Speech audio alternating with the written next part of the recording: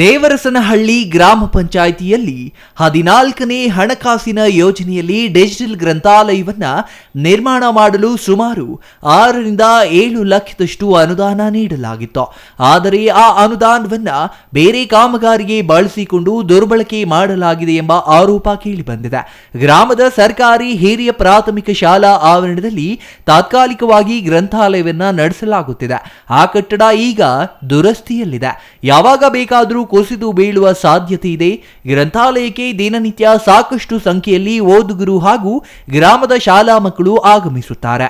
ಆದರೆ ಗ್ರಂಥಾಲಯದಲ್ಲಿ ಯಾವುದೇ ಸೌಲಭ್ಯಗಳು ಇಲ್ಲ. ಡಿಜಿಟಲ್ ಗ್ರಂಥಾಲಯಕ್ಕೆ ಅನುದಾನವನ್ನ ಗ್ರಾಮ ಪಂಚಾಯಿತಿಯಲ್ಲಿ ಮೀಸಲು ಇಡಲಾಗುತ್ತದೆ.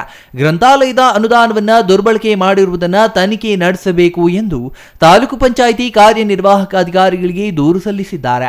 ತಪ್ಪಿತಸ್ಥ ಅಧಿಕಾರಿಗಳ ವಿರುದ್ಧ ಕಾನೂನು ಕ್ರಮ ಕೈಗೊಂಡು ಡಿಜಿಟಲ್ ಗ್ರಂಥಾಲಯವನ್ನ ನಿರ್ಮಾಣ ಮಾಡಿಕೊಡಬೇಕು ಎಂದು ಒತ್ತಾಯ ಮಾಡಿದ್ದಾರೆ.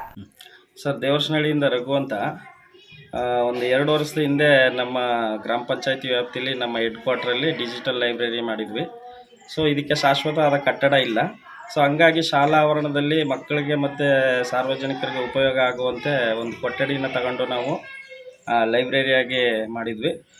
ಸೊ ಈಗ ಸರ್ಕಾರದಿಂದ ಎಷ್ಟೇ ಅನುದಾನ ಬಂದ್ರೂ ಸಹ ಲೈಬ್ರರಿ ಡೆವಲಪ್ಮೆಂಟ್ಸ್ಗೆ ಈ ಥರ ಶಾಶ್ವತ ಕಟ್ಟಡ ಇಲ್ಲದೇ ಇರೋದ್ರಿಂದ ಇಲ್ಲಿ ಹಣ ದುರ್ಬಳಕೆ ಆಗಿದೆ. 14ನೇ ಹಣಕಾಸಿನಲ್ಲಿ ಉಳಿಕೆ ಹಣನ 6 ರಿಂದ 7 ಲಕ್ಷ ಹಣನ ಡಿಜಿಟಲ್ ಲೈಬ್ರರಿ ಹೆಸರಿನಲ್ಲಿ ಇವರು ಪಂಚಾಯತಿ ಕಟ್ಟಡವನ್ನು ಅಭಿವೃದ್ಧಿಪಡಿಸಿದ್ದಾರೆ. ಇದಕ್ಕೆ ಸಂಬಂಧಪಟ್ಟಂತೆ ಎಲ್ಲ ಕಟ್ಟಡದ ಚಿತ್ರಗಳನ್ನು ಕೂಡ GPAದಲ್ಲಿ ಇದು ಮಾಡಿಬಿಟ್ಟು ನಾವು ಪತ್ರಿಕಾ ಮಾಧ್ಯಮ ಮತ್ತು ಅವ್ರಿಗೂ ಕೂಡ ಕಂಪ್ಲೇಂಟ್ ಕೊಟ್ಟಿದ್ವಿ. ಆದಷ್ಟು ಬೇಗ ಇದ್ರ ಬಗ್ಗೆ ತನಿಖೆ ಮಾಡಿ ಸಂಬಂಧಪಟ್ಟವ್ರ ಬಗ್ಗೆ ಸೂಕ್ತ ಕಾನೂನು ಕ್ರಮ ತಗೋಬೇಕು ಅಂತಂದ್ಬಿಟ್ಟು ಈ ಮೂಲಕ ಮನವಿ ಮಾಡ್ಕೊಳ್ಳಿ. Kumar, CTV news, Nanjangud.